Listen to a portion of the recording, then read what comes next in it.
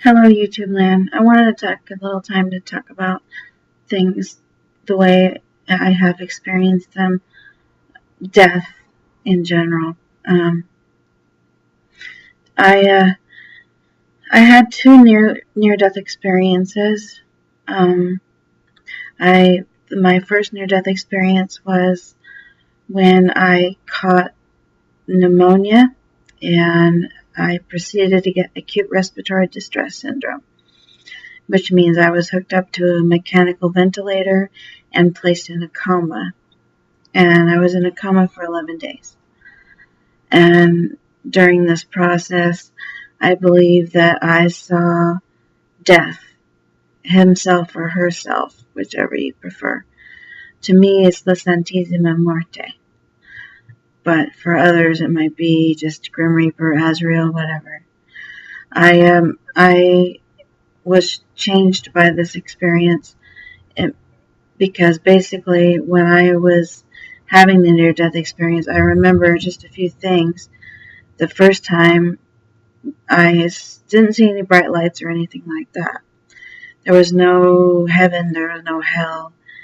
There was just this space where I saw this skeletal being with a white shroud over him or her and had amethyst-colored eyes.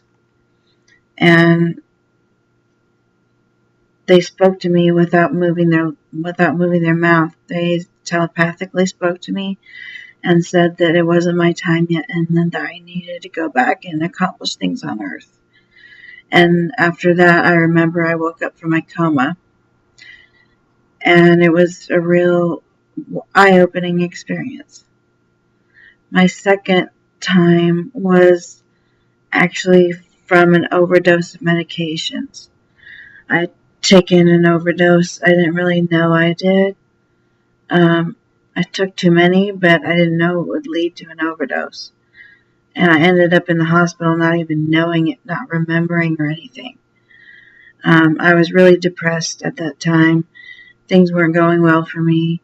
I have a history of mental illness, which most people are scared of still. There's a stigma attached to it. They say, oh, you can't practice magic if you have a mental illness, which is a bunch of bollocks to me. I think that people who are mentally ill need some kind of practice, some kind of religious or spiritual way about them. They need to follow a path just like anybody else.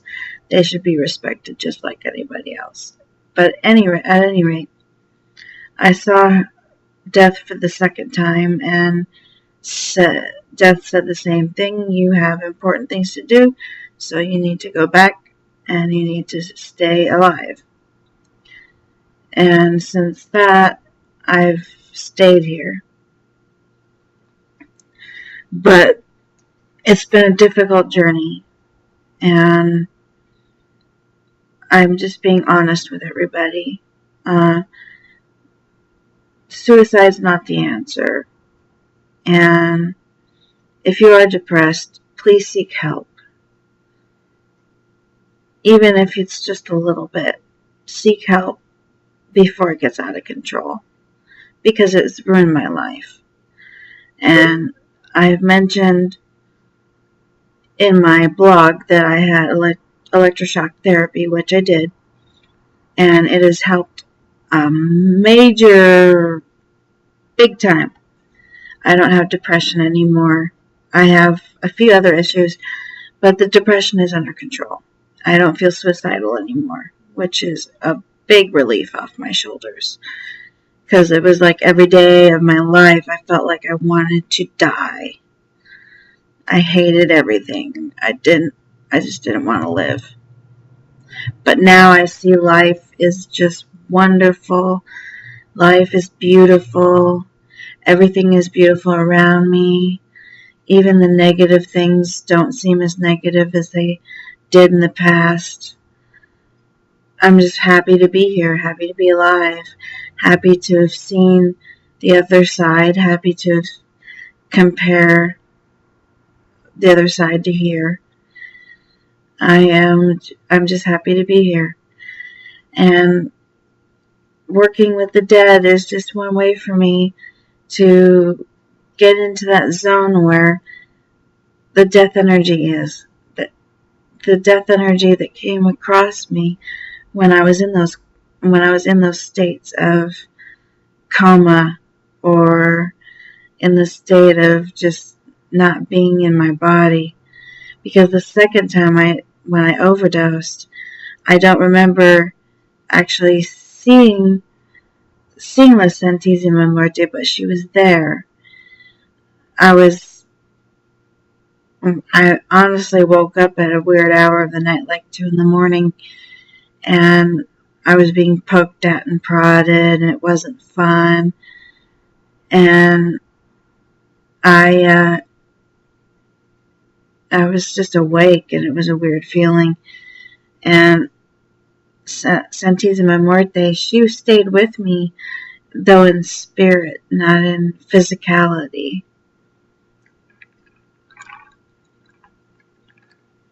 Anyway, I just wanted to do this video on basic topics that I've gone through through my life. None of them have been easy.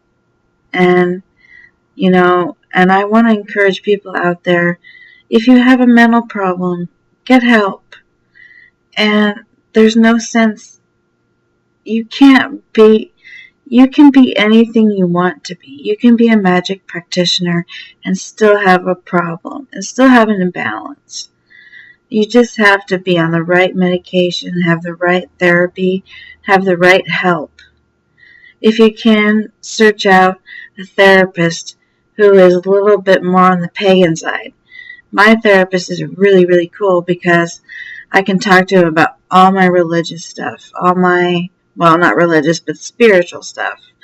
All of my talking to the dead, I could even talk to him about when I was a demonolator, and he respected everything I believed in. He is awesome. Most therapists are not that way. But it's great to find a therapist who's open to anything that you might believe that's unconventional. Because if you say some of this stuff, if you say you're into the dead, you say you're into demonolatry, you say you're into Satanism, they're going to say that you're schizotypal, which means that you have weird beliefs. So you got to watch out for that. You don't want that in your record. I already got it. And it's not. You don't want that in your record, trust me. So anyway, I just thought I'd take this time to talk to you guys a little bit about myself, a little bit about death, a little bit about, a little bit about near-death experiences.